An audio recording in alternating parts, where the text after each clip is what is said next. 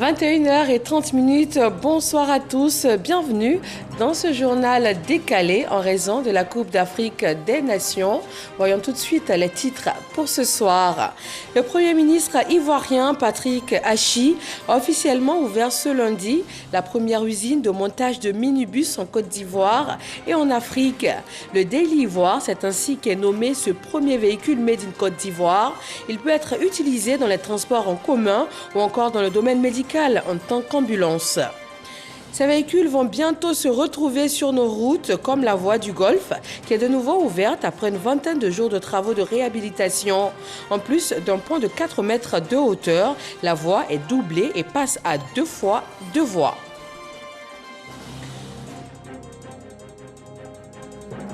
Et on va parler de restauration avec ces mets typiquement ivoiriens qui se retrouvent aisément dans les assiettes en France. Les Africains, et en particulier les Ivoiriens, vivant sur place ne changent pas leurs habitudes culinaires. Comment y parviennent-ils? Nous le verrons tout à l'heure.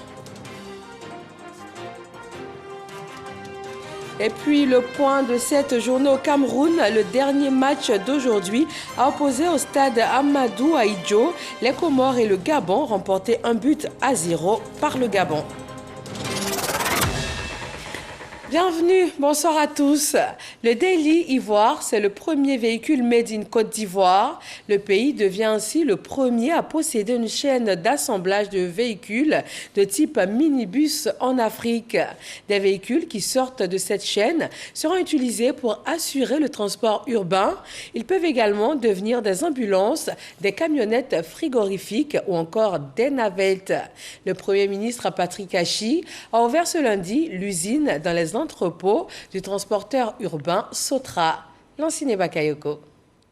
Des véhicules fabriqués sur place, ici en Côte d'Ivoire, à Koumassi, les premiers bénéficiaires, c'est eux, les transporteurs. Avec un véhicule neuf, vous rentabilisez beaucoup plus rapidement l'investissement que vous avez fait. En dévoilant la plaque inaugurale de cette unité de montage de véhicules, le Premier ministre Patrick Achi appuie sur un des leviers qui va accélérer la transformation structurelle de l'industrie automobile en Côte d'Ivoire. Cette unité de montage est dotée de technologies de dernière génération. Elle permettra la création de 500 emplois directs dans nos ateliers. Cette usine d'assemblage offre un potentiel de production annuel de 1000 minibus de 18 à 26 places, configurables selon le besoin. En véhicule de transport de personnes, c'est un véhicule de 22 places qui peut être utilisé comme baca, comme une navette pour les hôteliers, comme un car de transport d'élèves par les écoles, comme un véhicule de ramassage du personnel par les entreprises. Peut être aussi utilisé en véhicule de chantier, en ambulance, mais bien entendu également en véhicule pour les pompiers, les policiers ou encore pour les gendarmes. Ces véhicules utilitaires qui coûteront 30% moins cher que les engins importés viennent donner un coup de vitesse à la politique de renouvellement du parc automobile ivoirien. Nous avons, grâce aux réformes entreprises depuis 2018, enregistré un accroissement des ventes de véhicules neufs de 20% l'année pour atteindre 26% en 2020 et 56% de croissance de mise en circulation de véhicules neufs en 2021, selon la Direction générale des douanes. En 2021, plus de 23 000 véhicules neufs ont été vendus sur le marché ivoirien, mais l'offre demeure toujours insuffisante. Preuve de cette embellie du marché, le carnet de commandes au niveau de la nouvelle usine affiche déjà complet jusqu'en 2024. Une seconde ligne de montage devrait être installée à partir de 2022. L'ampleur des défis à relever dans le domaine de l'industrie automobile commande que ce genre de partenariat soit renforcé avec d'autres constructeurs pour des projets similaires afin de permettre à notre pays de réaliser ses ambitions en matière de développement de l'industrie automobile. Cette chaîne d'assemblage de véhicules de type minibus symbolise l'aboutissement des efforts du président Alassane Ouattara en matière de densification du tissu industriel de Côte d'Ivoire. Avec cette inauguration d'une usine d'assemblage automobile consacrant la montée en puissance du Made in Côte d'Ivoire, nous montrons le chemin, nous ouvrons la voie, nous consacrons la vision du président de la République pour une industrie ivoirienne plus dynamique et conquérante, levier d'une prospérité et d'une solidarité toujours plus forte. À nous, tous et toutes, désormais d'agir dans chacun des champs de notre action gouvernementale pour que 2022 soit l'année d'une industrie ivoirienne toujours plus tangible, toujours plus crédible, toujours plus visible. Les minibus fabriqués à Koumassi seront commercialisés en Afrique de l'Ouest et du Centre dans un premier temps et dans toute l'Afrique ultérieurement grâce au réseau de distribution de la société Iveco. Et ces minibus vont très bientôt se retrouver sur des voies comme celle de la Riviera Golf, fermée pour travaux depuis le 23 décembre dernier. Elle est de nouveau accessible. Les automobilistes et usagers peuvent y circuler librement et surtout sans embouteillage car elle s'est élargie. De 2 fois une voie, elle passe à 2 fois 2 voies. Marie-Ange Kouakou et Jean-Luc Mangbo. Il est exactement 9h10 ce lundi matin. Un jour de travail où des véhicules circulent librement sur la voie de la Riviera Golf sans bouchon. Fermée depuis le 23 décembre dernier pour travaux, cette voie est enfin accessible depuis ce matin. Un grand bonheur pour les riverains et automobilistes de cette voie qui a longtemps été impraticable. Ici, c'est ma route préférée. Du 1er au 31, c'est ici que je passe pour aller au travail. J'habite à Gonzac. Mais franchement, la voie là, vraiment, c'était pas facile. Il y avait vraiment de gros embouteillages. Quand tu veux sortir de chez toi, il faut se lever tôt. Avec l'état de la route aujourd'hui, vraiment c'est la première fois que je passe ici, depuis qu'ils ont bloqué, parce que moi j'habite tout près là. Je suis vraiment content. Cette initiative pour agrandir le goudron vraiment nous a fait du bien. Ça nous permet de pouvoir rentrer facilement et puis sortir facilement. Donc nous voulons dire merci à toutes ces personnalités qui vraiment sont mises pour pouvoir faire ces choses. Nous voulons vraiment leur dire merci. Pour ce chauffeur de taxi, cette nouvelle voie va lui permettre de faire une meilleure recette. Avant, c'était vraiment un calvaire. Voilà, c'était vraiment pas accessible. On pouvait facilement faire 1 heure juste pour traverser. Mais aujourd'hui, c'est pratique, c'est très bien. Nous qui travaillons dans la zone Cocody avec cette voie-là, en tout cas, c'est facile de pouvoir joindre nos recettes et puis trucs quoi. En tout cas, c'est bon. Ce projet qui s'inscrit dans le programme du gouvernement rentre dans le cadre de la réalisation de l'autoroute périphérique Y4, devant permettre de rejoindre l'autoroute du Nord sans passer par la baie du Banco à Yopougon.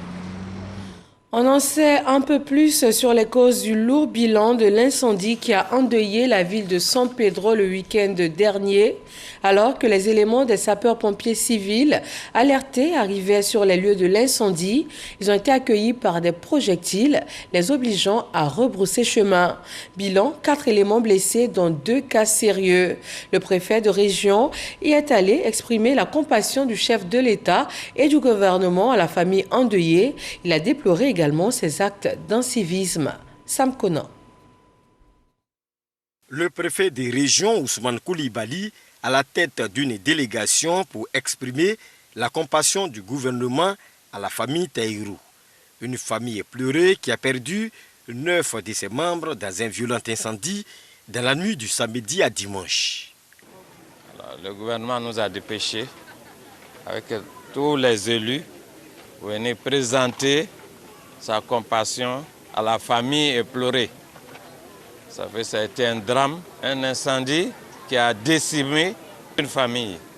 En tant qu'élus, nous allons pouvoir nous concerter et puis essayer aussi à notre mesure d'apporter un appui. Selon le préfet des régions, le bilan de l'incendie s'est alourdi du fait de l'incivisme des populations.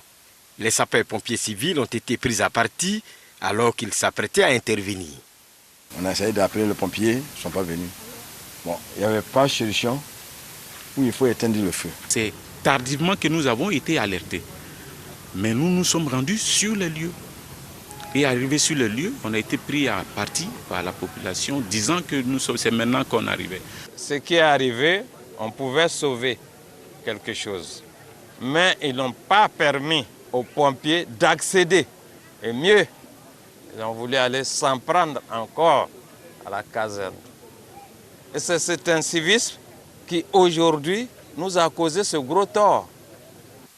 Les 4 blessés du côté des sapeurs-pompiers ont reçu la visite de la délégation conduite par le préfet des régions. Ousmane Koulibaly, après avoir remonté le moral des troupes, lance un appel afin que les populations ne s'en prennent plus aux sapeurs-pompiers civils. Je voudrais demander à toute la population de sensibiliser nos jeunes gens, de sensibiliser nos familles, de sensibiliser nos parents, afin que chacun prenne conscience des gravités de l'incivisme. Dans la caserne des sapeurs-pompiers civils de San Pedro, tous les véhicules d'intervention incendie sont hors d'état d'usage. Tout a été caillassé. Dans l'actualité sanitaire, voyons le point chiffré de la maladie à coronavirus pour ce lundi 10 janvier en Côte d'Ivoire.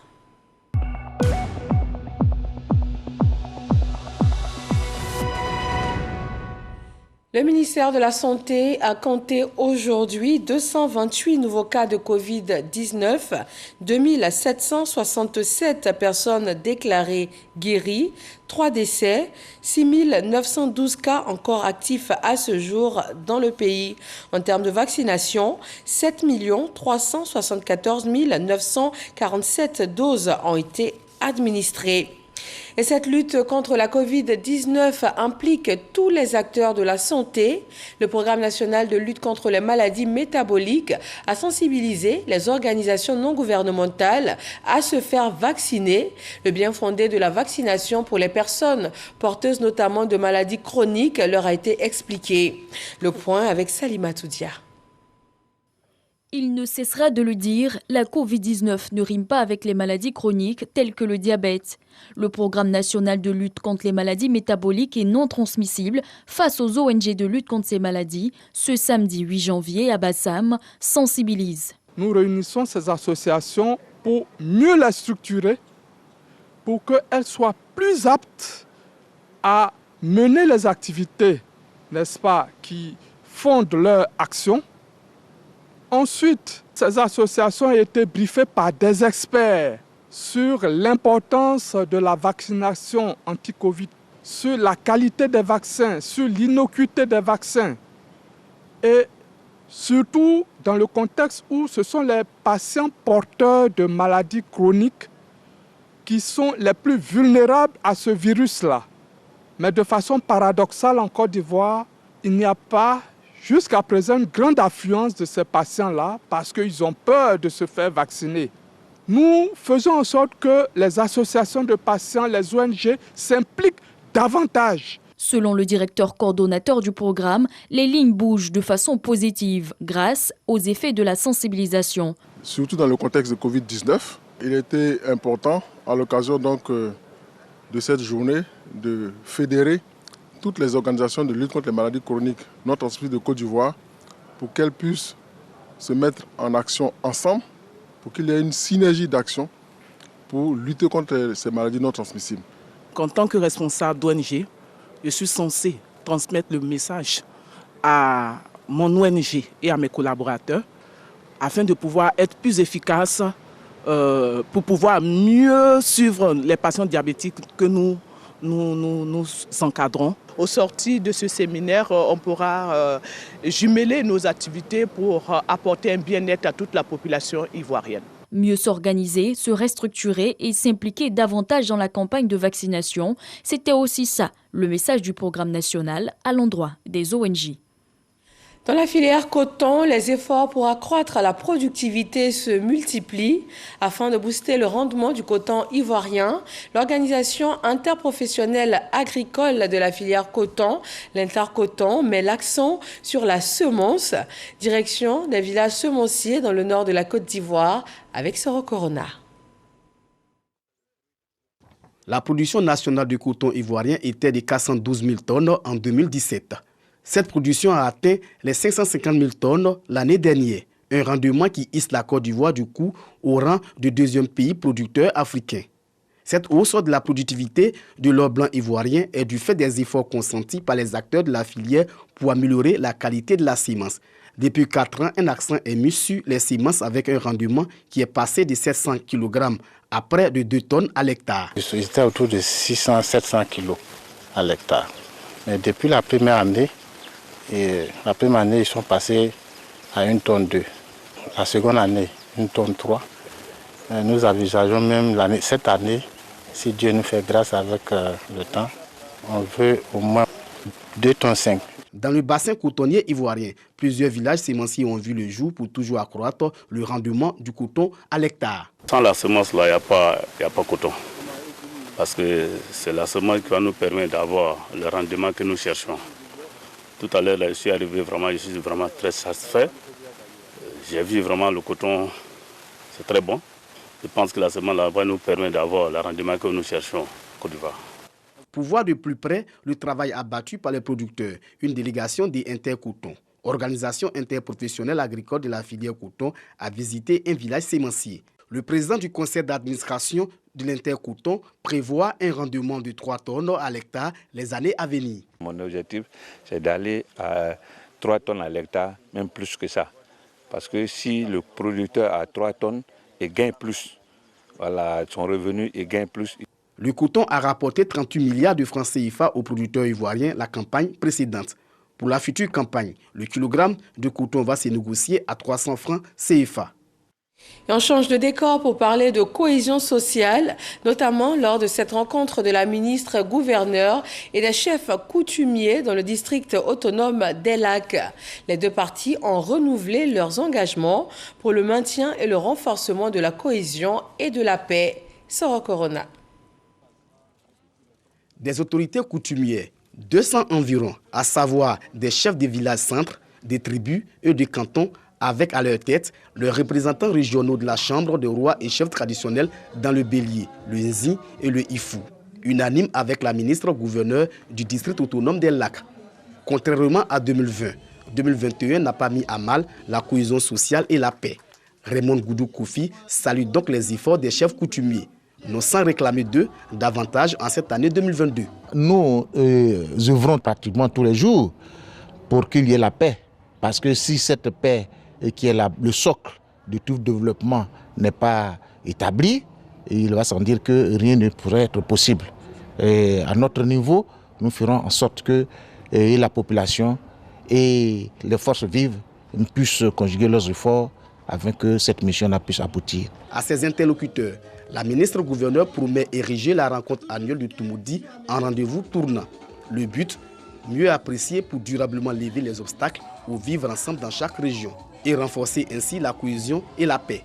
Nous allons seulement demander aux chefs traditionnels et représentants de la Chambre des rois et chefs traditionnels de faire en sorte que 2022 soit la matérialisation efficace et efficiente de cette mission à eux confiée par le président de la République. Si nous passons par nos garants des us et coutumes qui ont déjà fondamentalement la mission de créer la cohésion, dans ce cas-là, vous comprenez que ma mission à moi, elle sera facilitée.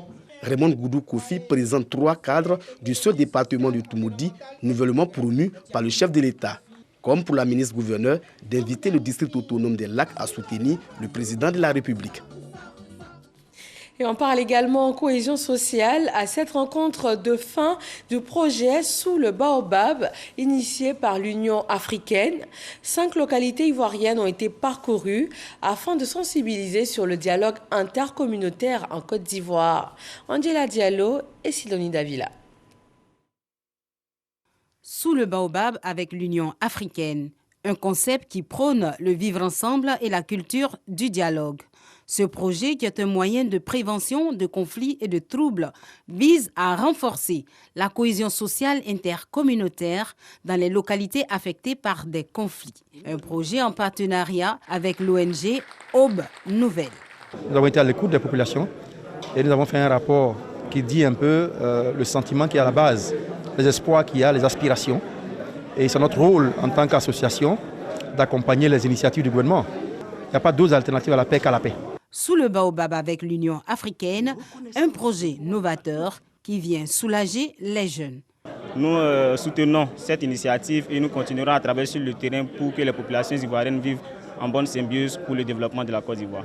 Pendant 4 jours, les acteurs de ce projet ont parcouru les localités de Bouna, Béoumi, Daoukro, Dabou et de Toumoudi. À l'issue de cette tournée, plusieurs actions ont été réalisées pour la réussite de ce projet. Nous avons entendu les aînés sur le terrain. Nous y avons déployé des équipes d'experts. Il s'agissait de contribuer à la relance alors imminente du dialogue politique en vue d'asseoir les fondements d'une réconciliation définitive. L'Union africaine compte poursuivre son combat pour freiner les conflits qui règnent dans la sous-région sous le baobab. Le baobab en Afrique est le symbole de la tradition, de la médiation et de la vitalité communautaire.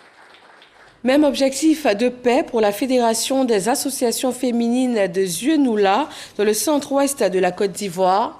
Elles ont décidé d'une journée de réconciliation et de cohésion, une initiative qui ramène la sérénité dans la localité. Franck Quadio. Elles ont décidé de fumer le calumet de la paix et cela a raison. À Zieunula, les activités de la Fédération des associations et coopératives de femmes étaient à l'arrêt. La raison, des querelles de leadership et ce durant une année. Les femmes ont finalement décidé elles-mêmes d'œuvrer en faveur du développement et cela est réaffirmé au cours de cette cérémonie de réconciliation et de cohésion sociale. Nous encourageons cette initiative. Nous avons besoin de nous mettre ensemble pour permettre à notre département et surtout au peuple gourou d'aller de l'avant. La Fédération des femmes de Zieunula et l'association Lumière de Zieunula regardent désormais dans la même direction et cela à la grande satisfaction des forces vives de la région. Alphonse Seibi s'est réjoui de la démarche. Aujourd'hui, nous sommes là pour mettre les dames ensemble et demain, ce sera l'union des hommes aussi. Parce qu'elles nous ont montré le chemin qu'on va avancer et qu'on se mette ensemble au chemin de notre Dieu. À Alphonse Seibi de rappeler les actions de développement entreprises par l'État de Côte d'Ivoire en faveur de la localité, une 60aine d'écoles primaires et 16 collèges de proximité en perspective, propos retirés par l'autorité administrative. Le secrétaire général de préfecture de Zieunula, Makene Menwe Gilbert, qui a exhorté les populations à privilégier le travail dans l'union et la cohésion. Elles ont aussi prié pour la cohésion et la paix en Côte d'Ivoire. Les femmes des communautés catholiques des diocèses d'Agboville et de Yamoussoukro se sont rendues à la basilique Notre-Dame de la Paix à Yamoussoukro, un pèlerinage qui leur a permis de se consacrer à la prière et à l'adoration. Charles Tatou. Les femmes catholiques des diocèses d'Agboville et de Yamoussoukro en pèlerinage chaque année à la basilique Notre-Dame de la Paix à la rencontre de Jésus-Christ en vue de l'obtention de sa grâce et son Saint-Esprit, véritable boussole pour la bonne conduite dans toutes les actions à entreprendre. Comme l'exhorte le pape François, les femmes catholiques doivent s'engager aussi bien dans les responsabilités pastorales que dans l'accompagnement des personnes, des familles et des groupes, puis dans la réflexion théologique. Au moins une fois dans l'année, nous puissions quand même nous retrouver ici pour prier, surtout confier notre pays, la Côte d'Ivoire, au Seigneur par l'intercession de Notre-Dame de la Paix, la Vierge Marie, la maman de Jésus, pour qu'elle intercède auprès de lui. Cette année, elles ont eu droit à des enseignements sur la foi, l'amour et les œuvres de Dieu. Le communicateur du jour, Monseigneur Alexis Touabli-Youlo, évêque du diocèse d'Agboville et administrateur du diocèse de Yamoussoukro, a mis l'accent sur l'importance des femmes unies au Christ et vivant l'amour fraternel, avant de les inviter à œuvrer dans la ferveur pour une société plus juste, transformée et productrice. Vous avez une mission de plus en plus déterminée à accomplir pour bâtir un monde nouveau,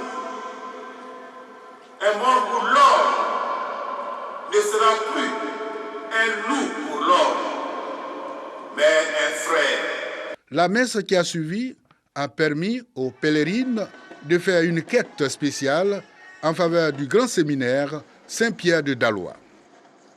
Un autre type de pèlerinage du 1er au 7 août 2022.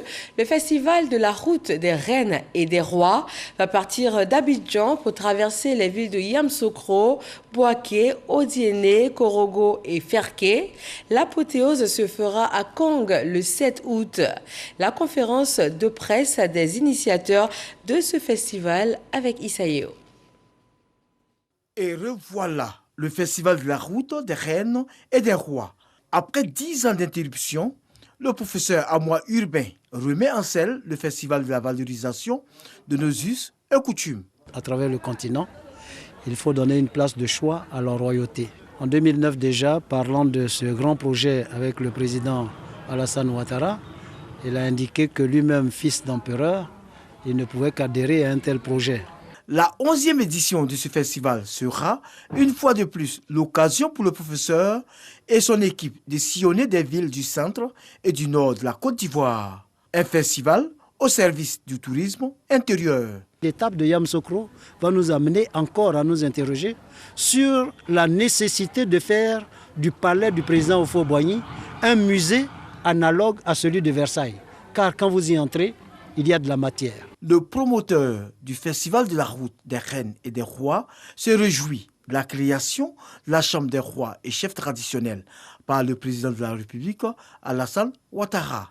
Toutes choses qui favorisent la diplomatie coutumière en termes de règlement des conflits. Pour ce faire, il annonce un hommage au chef de l'État en sa qualité d'homme d'État. Une marche qui partirait de l'Assemblée nationale jusqu'à l'hôtel de ville et, si le président le permet, jusqu'au palais présidentiel pour aller remettre le message des rois et chefs d'Afrique au président Alassane Ouattara. Sortant de là, nous prenons la route Yamoussoukro, Bouaké, mais avant d'arriver à Bouaké, nous allons faire bifurquer légèrement vers Ndranoa Akawa, où se trouvent les reliques de la reine Abrapoko, mais que nous ne connaissons pas véritablement. Après Bouaké, nous nous retrouverons à Katiola, une autre réalité socio-culturelle, pour nous retrouver à Odiéné. Odiéné, qui est une autre réalité socio-culturelle. On se retrouvera à Korogo avant de nous retrouver à Ferké. Quand on arrive à Kong, alors c'est vraiment l'apothéose. Le président de la République devrait être célébré comme tel. Le festival de la route des reines et des rois s'ouvre le 1er août 2022 à Abidjan et prendra fin le 7 août à Congo. Ce festival sera également l'occasion pour le président de l'université, Charles-Louis de Montesquieu, de proposer la création de la chambre des guides spirituels et leaders religieux. Une autre rencontre culturelle nous conduit cette fois dans la région du Poro. Le village de Ponvogo, à 15 km de Korogo, abrite le festival de Ponvogo. La 7e édition vient de se tenir sous le thème « La culture, facteur d'autonomisation de la femme en pays sénoufo ». Mahama Traoré. 4 jours de festival au rythme du balafon.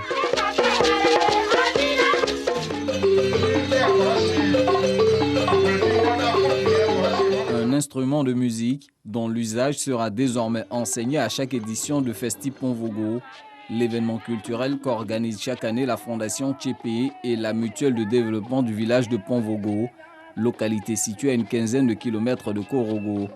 Outre l'école du balafon, cette 7e édition de Festi Ponvogo a accordé un point d'honneur à l'autonomisation de la femme. Nous attendons que nos braves dames, leaders que nous essayons de former, puissent enrôler d'autres dames qui sont dans les différentes coopératives, de sorte qu'il y ait en fait une croissance explosive en termes donc, de développement et de la lutte contre la pauvreté. Occasion de réjouissance culturelle, Festi Ponvogo se donne désormais une dimension spirituelle. Cette année, les organisateurs ont initié des prières œcuméniques.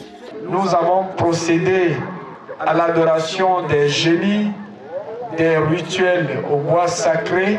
Puis est venu donc un jour que nous avons consacré aux religions révélées. Nous avons une grande lecture coranique et en plus, nous avons fait une veillée religieuse d'obédience catholique. Festi-Ponvogo rime avec les actions de développement. Ainsi, ce 7e rendez-vous culturel a vu le lancement des émissions de Tchépé FM, la radio rurale de Ponvogo. La sage-femme et l'infirmier devant exercer au centre de santé du village ont aussi été présentés au grand public. Sans oublier les mets de la région qui ont aussi été mis au devant de la scène le temps de ce festival. De manière plus générale, la cuisine ivoirienne qui s'exporte bien. Près d'1 million d'Africains vivant en France, dont environ 100 000 Ivoiriens, y ont exporté leurs habitudes alimentaires. Vivre en France et manger comme à Abidjan, comment cela est-il possible? Comment ces Ivoiriens expatriés se procurent tous ces produits du territoire ivoirien? Des réponses dans le reportage de Sam Conan et Sephora Zegui. Regardons. Paris, 18e arrondissement, Château-Rouge. Une petite Afrique où l'on trouve des produits exotiques. Dans cette ruelle se trouve Koyaka Market, une boutique de produits typiquement ivoiriens. Arrivé en 1992 en France, Abi et son époux se lancent dans la commercialisation de vivriers avec 10 000 €, soit 6 560 000 francs CFA. L'idée est venue de mon mari et son ami Hubert, qui est un Français. Son objectif était au fait d'aider nos cultivateurs, nos parents qui sont là-bas. Koyaka Market pour faire allusion au groupe ethnique dont ils sont originaires.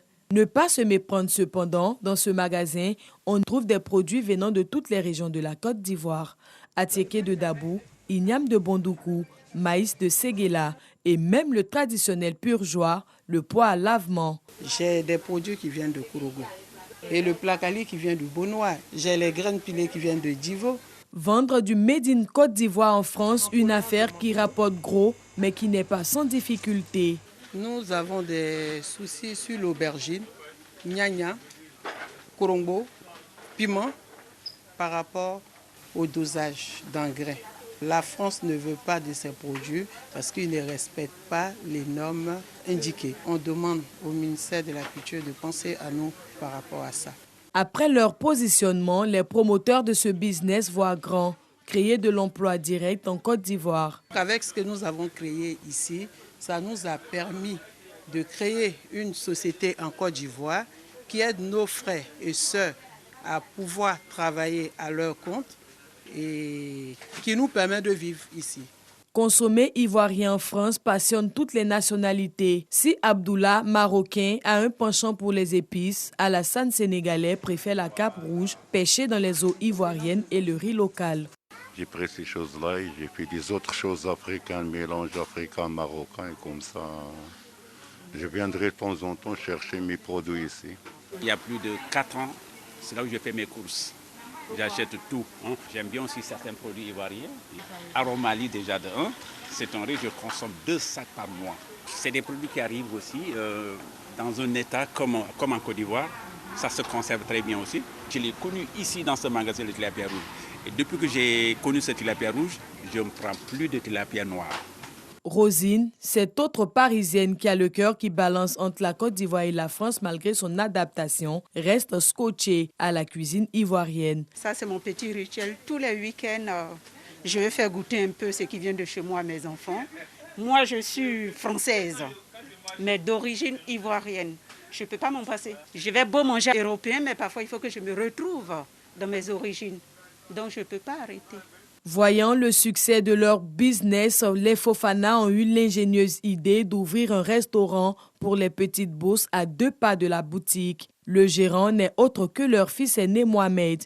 Il nous raconte l'histoire de la création du restaurant. Dans le quartier, il n'y avait pas de restaurant ivoirien de manière générale. On a plutôt beaucoup de restaurants sénégalais qui sont juste en bas de la rue. Donc nous, on a eu l'opportunité d'avoir un magasin à côté. On s'est dit pourquoi ne pas créer un restaurant ivoirien avec des produits ivoiriens, foutou banane, placali, tout ça, à bas coût. Du coup, ça fait que aujourd'hui, le concept fonctionne.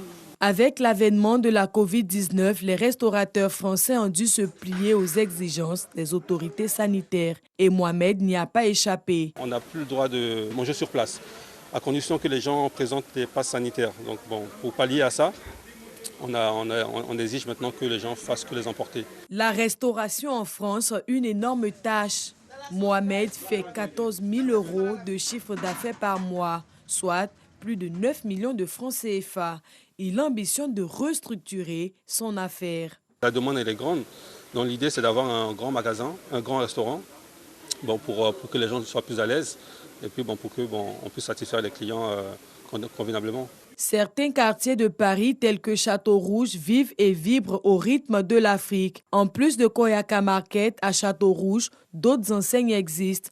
Il s'agit notamment de Dabou, de Grand Bassam ou encore Marché Gouraud qui nous ont refusé l'autorisation de filmer. Qu'il s'agisse de commerce de produits exotiques ou des restaurants, la Côte d'Ivoire est bien positionnée en France, notamment en région parisienne. Et voilà, nous rentrons de la France et vous vous en doutez, le sport occupe une bonne place dans ce journal. Direction donc le Cameroun pour la CAN. Le Sénégal s'est imposé face au Zimbabwe pour la première journée de la phase de groupe. Sadio Mané a permis à son équipe de venir à bout des Zimbabwéens sur un penalty. Arsène Kouassi et Patrick Dadier. Finaliste malheureux de la dernière édition de la Coupe d'Afrique des Nations, le Sénégal ne vise rien d'autre que le Graal dans cette phase finale. Pour leur entrée en lice, les Lions du Sénégal tenus en échec durant de longues minutes par le Zimbabwe, les coéquipiers de Sadio Mané ont semblé peu inspirés. Un manque de rythme qui s'explique en partie par une forte chaleur au coup d'envoi, mais aussi par le manque de préparation des deux équipes et les absences de part et d'autre liées au Covid. Mais le Sénégal a finalement réussi à arracher la victoire au bout du temps additionnel grâce à un pénalty transformé par Sadio Mané. Une victoire étriquée qui permet toutefois aux Lions du Sénégal de prendre provisoirement la tête du groupe B. Pour son entrée dans la CAN, le Maroc est venu à bout du Ghana, 1-0. Dans le même temps, la Guinée a dominé le Malawi, 1-0, grâce à un but d'Isiaga Silla et rejoint le Sénégal en tant que co-leader du groupe B. Arsène Kouassi et Jean Silver. Le choc opposant le Maroc de Sofiane Boufal au Ghana des frères Ayew n'a pas tenu toutes ses promesses au stade Amadou Ahidjo de Yaoundé. Les Marocains ont eu le contrôle du ballon au cours des 45 premières minutes sans réussir à déstabiliser le bloc ghanéen bien en place. Finalement, pas grand-chose à retenir avant la pause. En seconde période, le Maroc et le Ghana repartent sur les mêmes bases. Il a fallu attendre les 20 dernières minutes pour voir Inti cadrer quand Pensil a contré Bounou, le portier des Lions de l'Atlas, a réalisé une somptueuse claquette. Mais au final, sur une action anodine, ce sont les joueurs du Coach Vaïd qui font la différence grâce à Boufal, profitant d'un contre favorable dans la surface adverse, en véritable renard des surfaces. S'il reste beaucoup de choses à parfaire pour les Lions de l'Atlas, l'essentiel est assuré. Et le dernier match de la journée a opposé sur place au stade Amadou Ahidjo les Comores et le Gabon. Une rencontre remportée par les Panthères du Gabon. Le résumé est signé Jean-Sylvain Esso. Sans le star, Pierre-Emerick Aubameyang, testé positif à la Covid-19, les Panthères du Gabon ont obtenu leur première victoire de la compétition. Un succès devant l'équipe des Comores qui participe à sa première CAN. 16 minutes ont suffi aux Panthères pour faire la différence. Sur ce ballon, Aaron Boupenza, d'une belle frappe, trompe le portier comorien. Les joueurs de Patrice Neveu ont la possibilité de faire le break, mais Denis Bouanga voit sa frappe repoussée par Amada. Score final 1-0. Le Gabon s'impose et jouera sa qualification le 14 janvier contre le Ghana. Les Comores devront réaliser l'exploit contre le Maroc. Demain mardi, 3 rencontres sont inscrites au tableau. À 13h, l'Algérie face à la Sierra Leone. À 16h, Nigeria-Égypte. Et la dernière rencontre va opposer le Soudan à la Guinée-Bissau à partir de 19h. Sur la scène politique malienne, la junte a riposté aux sanctions de la CEDEAO. Ce lundi, elle exige le retour de ses ambassadeurs en poste dans les pays voisins. Le Mali a également annoncé la fermeture de ses frontières terrestres et aérienne avec les États de la CEDEAO. Cela donc en réaction à sa mise sous embargo par les dirigeants ouest-africains réunis dimanche à Accra. Le gouvernement du Mali condamne énergiquement ces sanctions qu'il qualifie d'illégales et d'illégitimes. Merci à tous de nous avoir suivis. Excellente fin de soirée sur nos antennes et à demain à 21h30 sur RTI 1. tous.